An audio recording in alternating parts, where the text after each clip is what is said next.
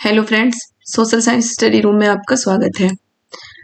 अभी हमारी थ्योरी की क्लासेस चल रही है। 7th क्लास की ज्योग्राफी कर रहे हैं हम। 6th क्लास की ज्योग्राफी हमारी पूरी हो चुकी है। 7th क्लास की ज्योग्राफी हम कर रहे हैं। चैप्टर नंबर 4 है वायु।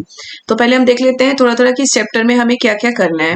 देखिए, ग्रीन हाउस प्रभाव जो बिल्कुल इंपॉर्टेंट है, जो क्वेश्चन रिपीटेड है। इस चैप्टर में बहुत सारे ऐसे टॉपिक हैं जिससे क्वेश्चन आता ही आता है।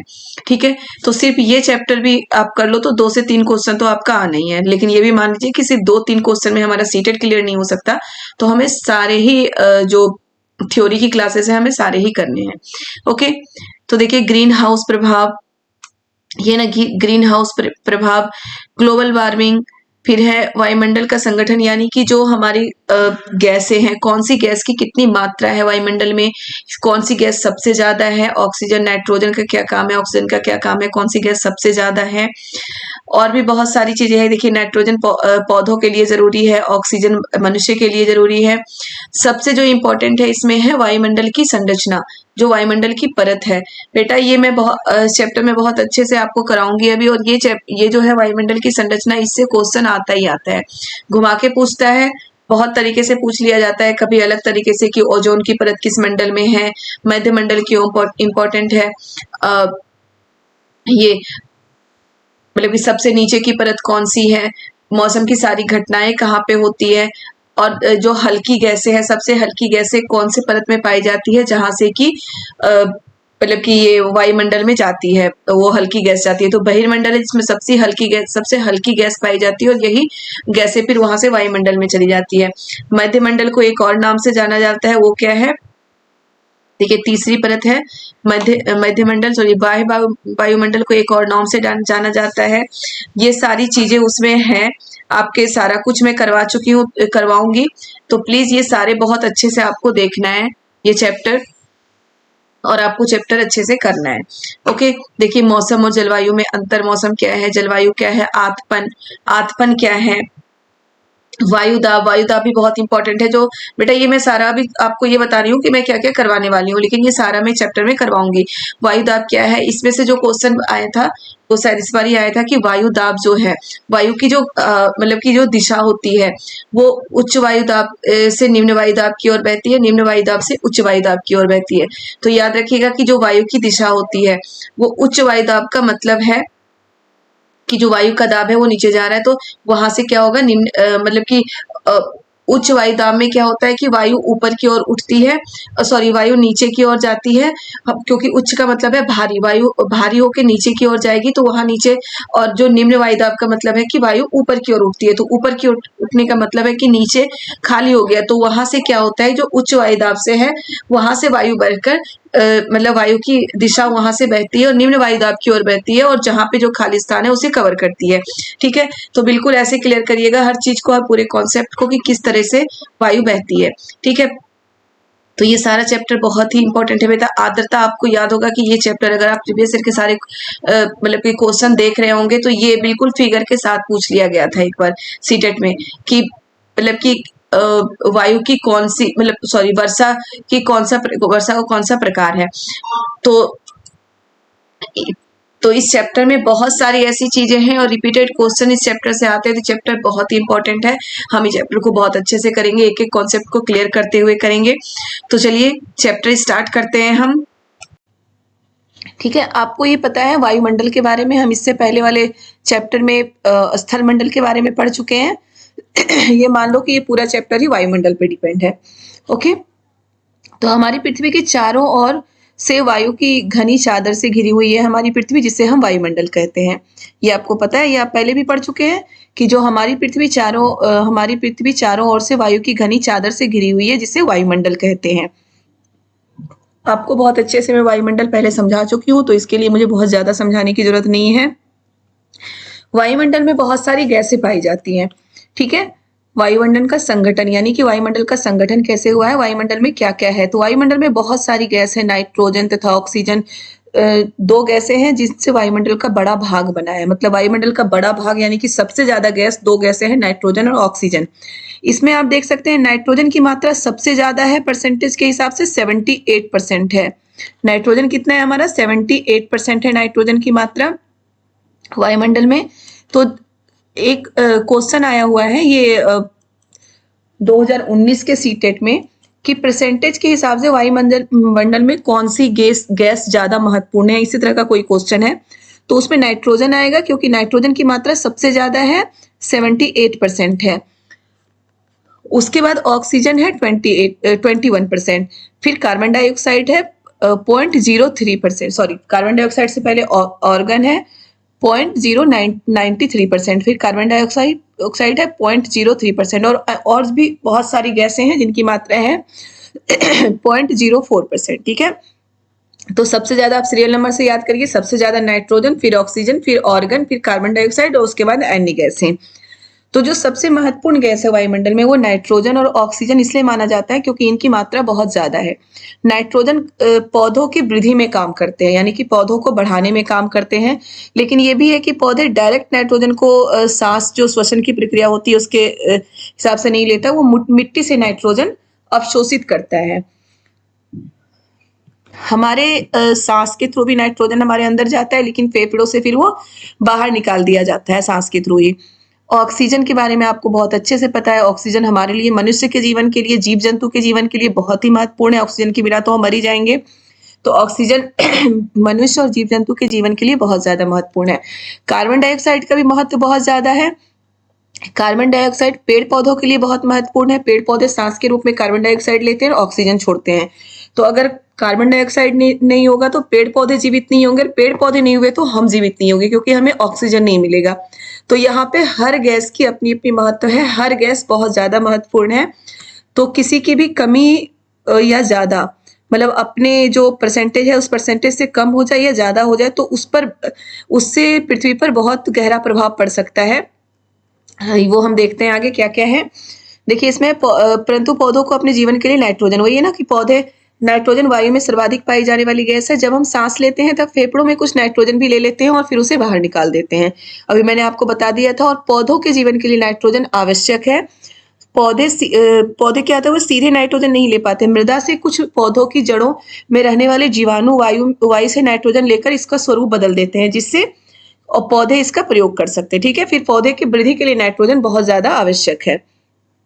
कार्बन डाइऑक्साइड के बारे में आपको पता है कि कार्बन डाइऑक्साइड पौधों के लिए आवश्यक है, पौधे उसे सांस के रूप में लेते हैं और ऑक्सीजन छोड़ते हैं। चलिए यहाँ पे हम देखते हैं कि क्या आप जानते हैं में क्या है। कार्बन डाइऑक्साइड वायुमंडल में फैलकर पृथ्वी की विकिरित ऊष्मा को पृथ्वी पर रोककर ग्रीन हाउस प्रभाव पैदा करती है। बेटा ये क्वेश्चन कई बार आया हुआ है कि ग्रीन हाउस प्रभाव कौन सी गैस पैदा करती है। तो ग्रीन हाउस प्रभाव कौन सी गैस पैदा करती है, कार्बन डाइऑक्साइड। बहुत अच्छे से आप याद रखिएगा कि ग्रीन हाउस प्रभाव कौन सी गैस पैदा करती है, कार्बन डाइऑक्साइड। ठीक है, अब कार्बन डाइऑक्साइड क्या होता है कि पृथ्वी के चारों ओर फैली हुई होती है, फैलकर सारी गैसें, किसी एक जगह कोई भी गैस इकट्ठा नहीं होता, वो पृथ्वी के चारों ओर फैला हुआ होता है। तो कार्बन डाइऑक्साइड भी पृथ्वी के चारों ओर फैलकर पृथ्वी से विकिरित ऊष्मा को, यानी कि पृथ्वी पर जो ऊष्मा सूर्य की किरण जो आ रही है उसको पृथ्वी पर ही रोक के रखती है, पृथ्वी पर ही रोक के रखती है, जिससे जिसे हम ग्रीन हाउस गैस कहते हैं। और वही कार्बन डाइऑक्साइड बहुत ज्यादा हो जाएगा तो क्या होगा, पृथ्वी पर ऊष्मा बहुत ज्यादा रुकेगा, पृथ्वी बहुत ज्यादा गर्म हो जाएगा, जिसे भूमंडलीय तापन कहते हैं। ओके, क्या है, और इसके अभाव में धरती इतनी ठंडी, और कार्बन डाइऑक्साइड अगर कम हो गया तो मतलब कि पृथ्वी जो सूर्य की ऊष्मा है वो पृथ्वी पर टिक ही नहीं पाएगी और धरती बहुत ठंडी हो जाएगी, उसमें भी जीवन संभव नहीं है। ठीक है, और इसके अभाव में धरती इतनी ठंडी हो जाती है कि इस पर रहना असंभव होता है। किंतु जब कारखानों एवं कार के धुएं से वायुमंडल में इसका स्तर बढ़ता है तब इस ऊष्मा के द्वारा पृथ्वी का तापमान बढ़ता है, इसे क्या कहते हैं, भूमंडलीय तापन या ग्लोबल वार्मिंग। इसके बारे में भी है कि भूमंडलीय तापन भी कार्बन डाइऑक्साइड की मात्रा बहुत ज्यादा बढ़ने के कारण हो जाता है, कि कार्बन डाइऑक्साइड की मात्रा अगर वायुमंडल में बहुत ज्यादा बढ़ जाएगा तो भूमंडलीय तापन होता है, यानी कि पृथ्वी पर जो सूर्य की किरणें हैं, सूर्य की ऊष्मा है, वो बहुत ज्यादा पृथ्वी अवशोषित करने लगता है और बहुत ज्यादा रुक जाता है, जिसके कारण पृथ्वी पर गर्मी ज्यादा होती है और पॉल्यूशन ज्यादा होता है। इसे हम भूमंडलीय तापन कहते हैं। ग्रीन हाउस प्रभाव किसे कहते हैं, कि जो कार्बन डाइऑक्साइड है वायुमंडल में फैलकर पृथ्वी पर सूर्य से आने वाली ऊष्मा को रोक कर रखती है, जिसे ग्रीन हाउस प्रभाव कहते हैं। ठीक है, और वही अगर कार्बन डाइऑक्साइड की मात्रा घट जाएगी तो पृथ्वी का तापमान बहुत कम हो जाएगा, और वो भी जीवन के लिए, मतलब कि जीवन के लिए वो भी सही नहीं है, तो उसमें भी जीवन संभव नहीं है। ठीक है, यहाँ पे देखते हैं यहाँ क्या है। अब जब वायु गर्म होती है तो फैलती है और हल्की होकर ऊपर उठती है। ठंडी वायु सघन और भारी होती है, इसलिए इसमें नीचे रहने की प्रवृत्ति होती है। गर्म वायु के ऊपर उठने पर आसपास के क्षेत्रों में ठंडी वायु रिक्त स्थान को भरने के लिए वहां आ जाती है। इस प्रकार वायु चक्र चलता है। बेटा इससे ये भी समझने की कोशिश करो कि वायु दाब कहाँ कम होता है, कहाँ ज्यादा होता है। तो आप ये समझ लीजिए, बहुत अच्छे से कॉन्सेप्ट क्लियर करिए। कोई भी चीज गर्म होने के बाद क्या होता है, ऊपर की ओर उठता है। तो वायु दाब जहाँ पे गर्मी होगा, ज्यादा गर्म जहाँ का जलवायु, जहाँ का मौसम जहाँ ज्यादा गर्म होगा, वहां वायु दाब कम होता है, क्योंकि वायु ऊपर की ओर उठ जाता है तो वायु दाब कम होगा। लेकिन सर्दियों के मौसम में वायु दाब ज्यादा होता है, क्योंकि वहां पे सर्दियों का मौसम होता है, ठंडे होने के कारण वायु नीचे की ओर आता है, तो वहां पे वायु दाब ज्यादा होगा। और ठीक है, और यही है वायु चक्र। क्या है कि जब वायु गर्म होकर ऊपर की ओर उठती है तो ठंडी हवा जो खाली रिक्त स्थान है वहां पर आ जाती है। तो इससे क्या होता है, उसे ही हम वायु चक्र बोलते हैं।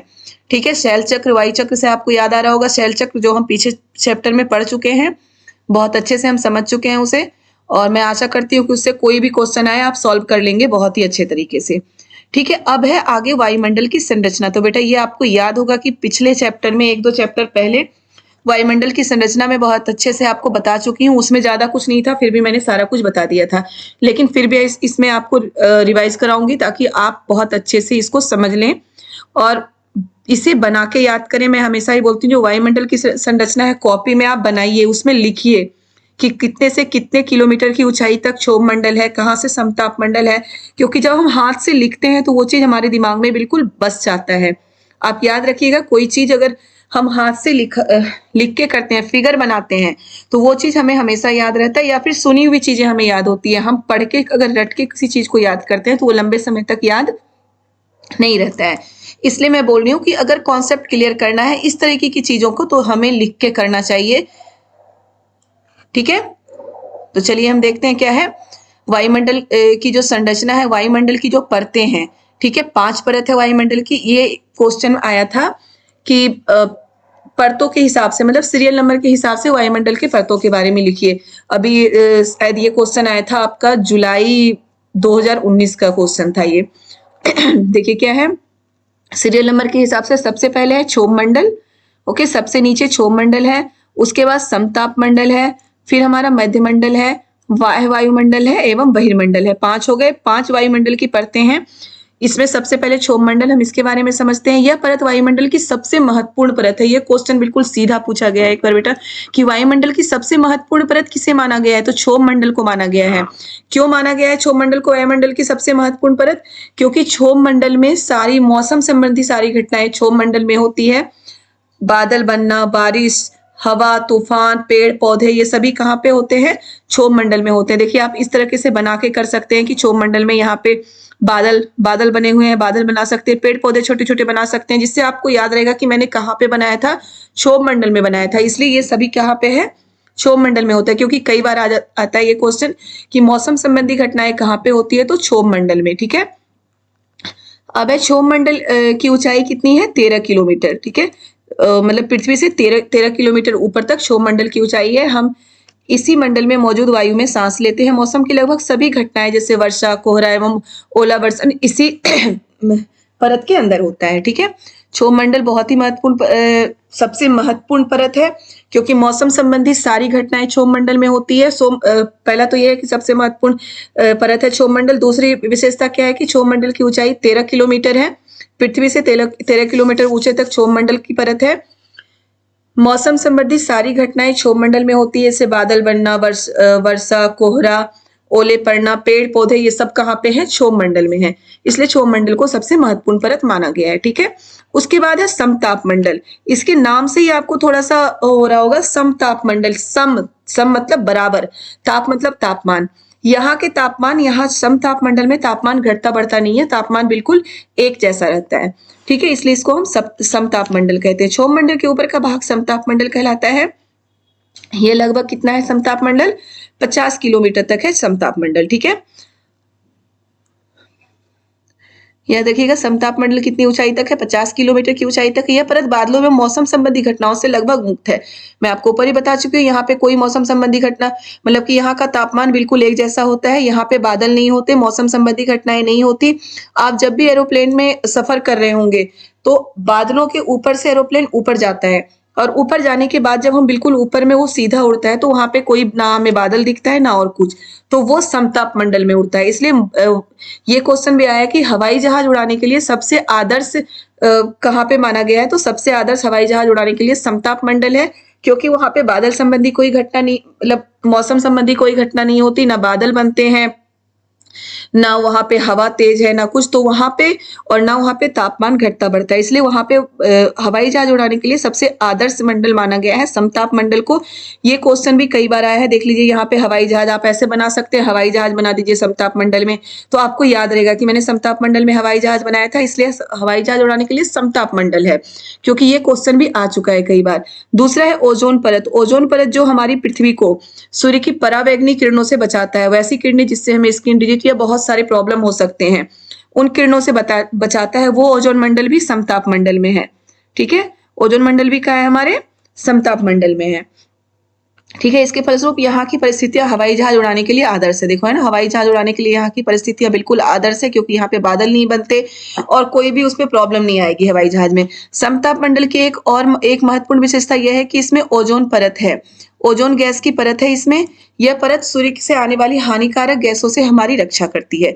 ठीक है, अब इसमें देखिए क्या क्या विशेषता है समताप मंडल की, हम फिर से देखते हैं। समताप मंडल दूसरी परत है, सीरियल नंबर से दूसरे नंबर पर आते हैं। इसकी ऊंचाई कितनी है, लगभग 50 किलोमीटर है। इसमें मौसम संबंधी घटनाएं बिल्कुल भी नहीं होती, ना बादल बनना और मौसम संबंधी कोई घटनाएं नहीं होती। इसका तापमान बिल्कुल समान होता है इसको, और इसी कारण यहाँ ये जो परत है ये हवाई जहाज उड़ाने के लिए बिल्कुल आदर्श माना गया है, कि यहाँ पे मतलब आदर्श परत माना गया है हवाई जहाज उड़ाने के लिए। समताप मंडल और विशेषता क्या है इसमें कि समताप मंडल में ओजोन गैस की परत पाई जाती है, जो कि सूर्य की हानिकारक गैसों से हमारी रक्षा करती है।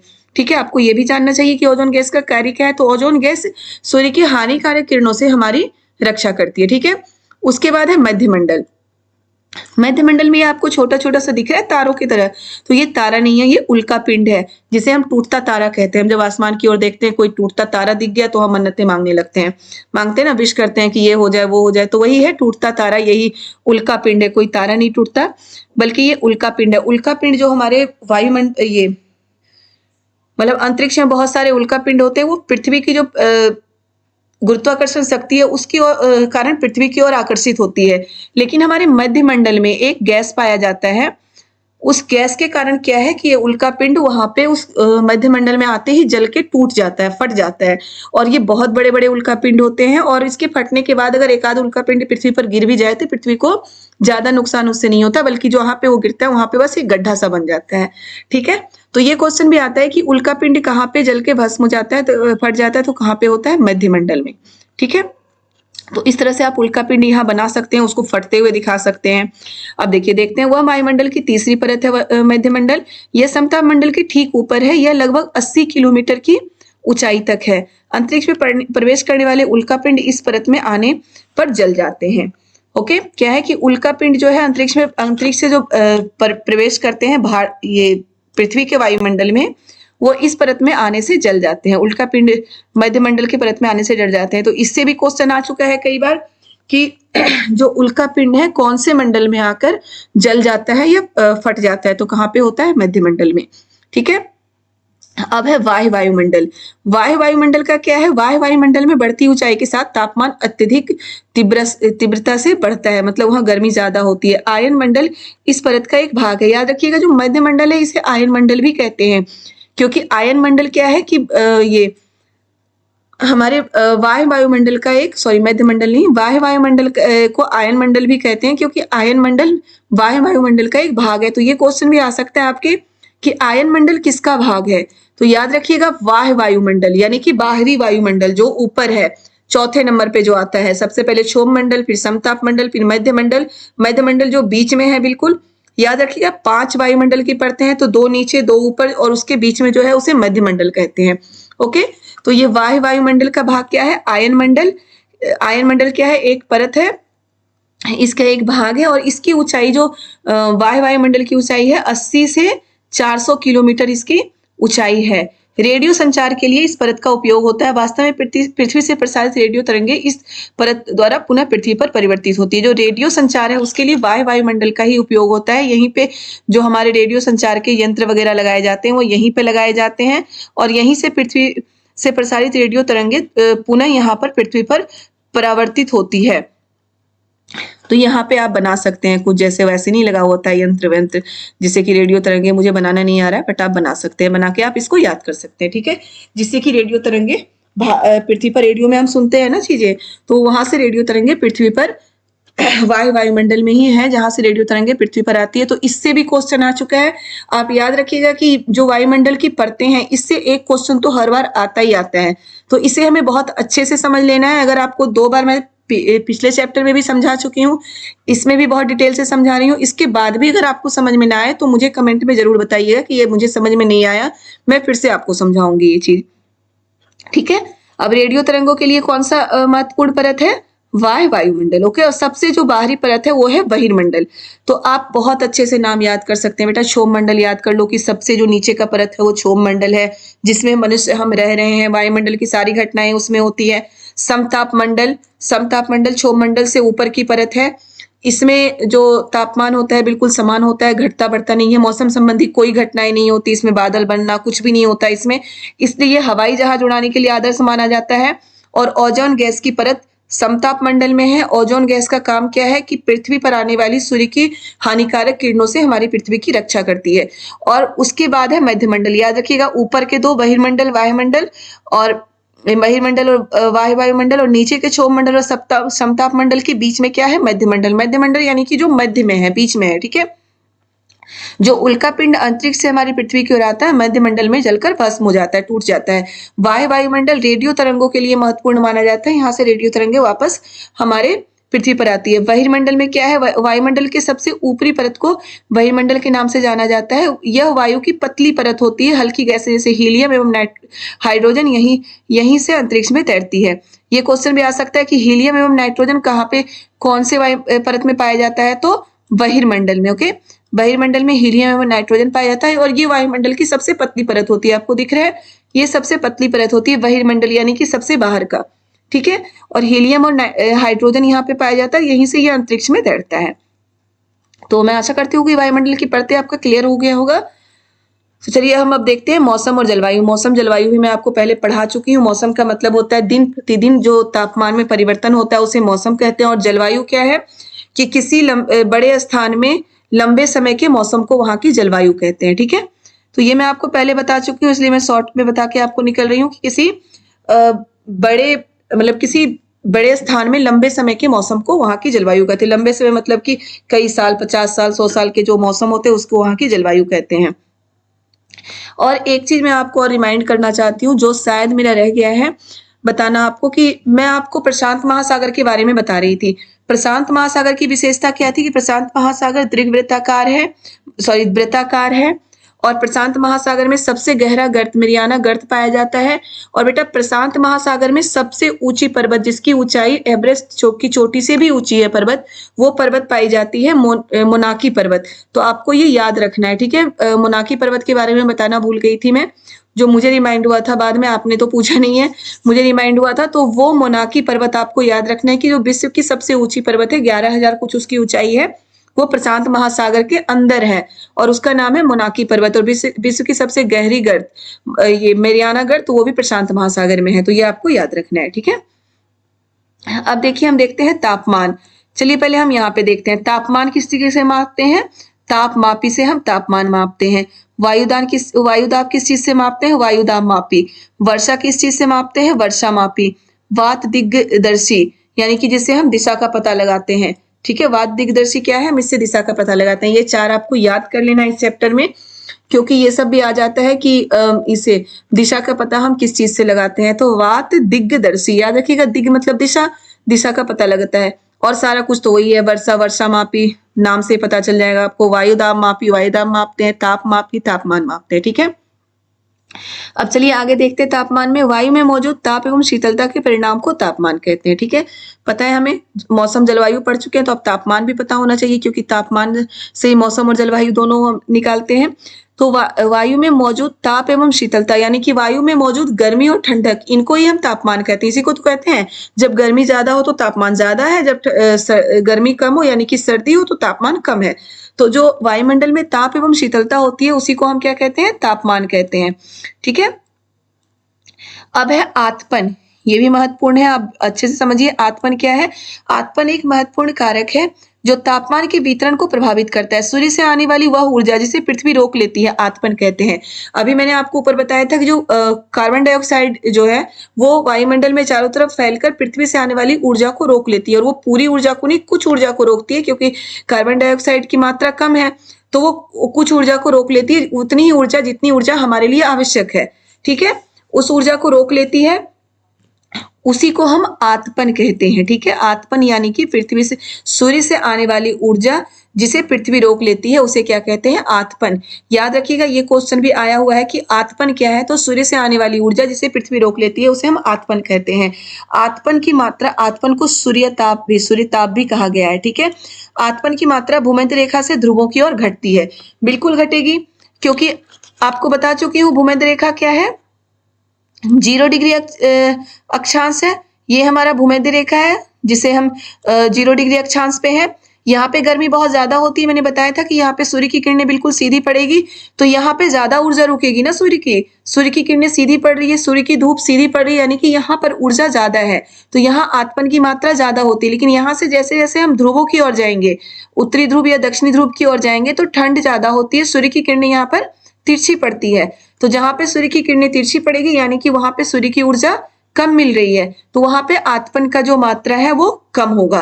तो यही चीज दिया गया है कि आतपन की मात्रा भूमध्य रेखा से ध्रुवों की ओर घटती है। ये क्वेश्चन भी आ सकता है कि आतपन की मात्रा क्या होता है, मतलब आतपन की मात्रा देके नीचे ऑप्शन दे सकता है कि भूमध्य रेखा से ध्रुवों की ओर जाते हुए घटती है, भूमध्य रेखा से ध्रुवों की ओर जाते हुए बढ़ती है, या भूमध्य रेखा से ध्रुवों की ओर जाते हुए समान रहती है, कुछ भी उसमें दे सकता है। तो क्या है हमारा आंसर, क्या होगा कि आतपन की जो मात्रा है भूमध्य रेखा से ध्रुवों की ओर जाते हुए घटती है। याद रखिएगा, जहां पर सूर्य की किरणें कम पड़ेगी वहां पे आतपन की मात्रा कम होगी, और जहां पे सूर्य की किरणें ज्यादा होगी वहां आतपन की मात्रा ज्यादा होती है। ऊर्जा का मतलब है सूर्य की तेज रोशनी। ठीक है, वही है ना ऊर्जा का मतलब, तो जहां पे सूर्य की रोशनी ज्यादा होगी वहां आतपन की मात्रा ज्यादा होती है। ओके, अब आगे हम देखते हैं तापमान को मापने के लिए मानक डिग्री सेल्सियस का उपयोग किया जाता है। ये भी याद रखिएगा, तापमान को मापने के लिए किसका उपयोग करते हैं, मानक क्या है इकाई, डिग्री सेल्सियस। ओके, अब क्या है, भीड़ वाले ऊंचाई में क्या, नगर के भीड़ वाले ऊंचे भवन गर्म वायु को रोक लेते हैं, जिससे नगरों का तापमान बढ़ जाता है। आप हमेशा देखते होंगे, आप गाँव में जाइए गर्मी में या फिर शहर में जाइए, शहरों में गर्मी ज्यादा होती है, नगरों में गर्मी ज्यादा होती है, उसी के अकॉर्डिंग गांव में गर्मी कम होती है। गांव में गर्मी कम होने के बहुत सारे रीजन है, वहां पे पेड़ पौधे ज्यादा होते हैं, तो पेड़ पौधों के कारण क्या होता है, हवा होती है, ऑक्सीजन की मात्रा ज्यादा है, तो जहां पे ऑक्सीजन की मात्रा ज्यादा होगी वहां पे गर्मी कम होगी। और दूसरी क्या चीज है कि जो गर्म वायु है वो वहां पे पास कर जाती है, रुकती नहीं है, क्योंकि गांव में बहुत ऊंचे ऊंचे बिल्डिंग नहीं होते, जबकि शहर में बहुत ऊंचे ऊंचे बिल्डिंग होते हैं, 50-50 वाले के पता नहीं कितनी ऊंचे ऊंचे बिल्डिंग होते हैं। तो वहां पे क्या होता है, जो गर्म वायु के है उस बिल्डिंग के कारण वो गर्म वायु को रोक लेती है वो बिल्डिंगे। तो भीड़ भाड़ वाले ऊंचे भवन गर्म वायु को रोक लेती है, जिससे क्या होता है कि तापमान, शहरों का तापमान बढ़ जाता है, ज्यादा होता है शहर का तापमान। अब आगे है आपका वायुदाब। वायुदाब मैं ऊपर भी आपको समझा चुकी हूँ, फिर से मैं आपको समझाऊंगी। वायुदाब क्या है, यह जानकर आपको आश्चर्य होगा कि वायु हमारे शरीर पर उच्च दाब के साथ बल लगाती है। ये क्वेश्चन भी बेटा बहुत इंपॉर्टेंट है कि वायु हमारे शरीर पर किस तरह का बल लगाती है, तो उच्च दाब के साथ बल लगाती है वायु हमारे शरीर पर।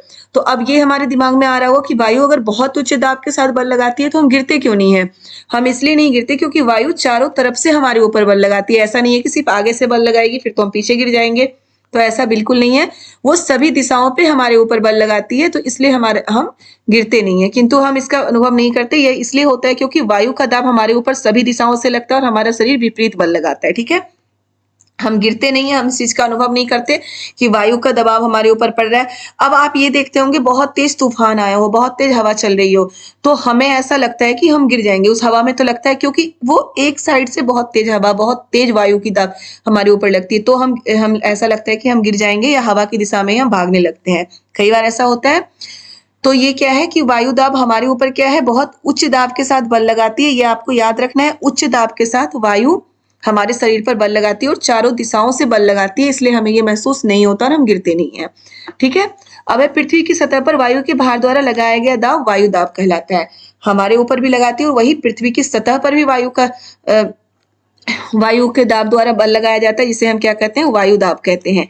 वायुमंडल में ऊपर की ओर जाने पर वायु दाब तेजी से गिरने लगता है। ये क्वेश्चन कई बार आया है कि वायुमंडल में जब ऊपर की ओर जाते हैं तो वायु दाब घटता है या बढ़ता है, तो वायु दाब घटता है जब वायुमंडल में हम ऊपर की ओर जाते हैं। समुद्र स्थल पर वायु दाब सर्वाधिक होता है। समुद्र स्थल पर जो हमारा वायु दाब है वो सबसे अधिक होता है और ऊंचाई पर जाने पर घटता जाता है। तो ये चीज आपको याद रखना है, जो समुद्र का स्थल है वहां पे वायु दाब बहुत ज्यादा होता है और ऊंचाई पे जाने पे वायु दाब घटता जाता है, कम होता है। ठीक है। यही है, जहां पर वायु दाब ज्यादा होगा वहां पे हम उच्च वायु दाब का क्षेत्र बोलते हैं और जहां पे वायु दाब कम होगा उसे निम्न वायु दाब का क्षेत्र बोलते हैं। वायु दाब का क्षैतिज वितरण किसी स्थान पर उपस्थित वायु के ताप द्वारा प्रभावित होता है। अधिक तापमान वाले क्षेत्रों में गर्म वायु गर्म होकर ऊपर उठती है और यह निम्न दाब का क्षेत्र बनाती है।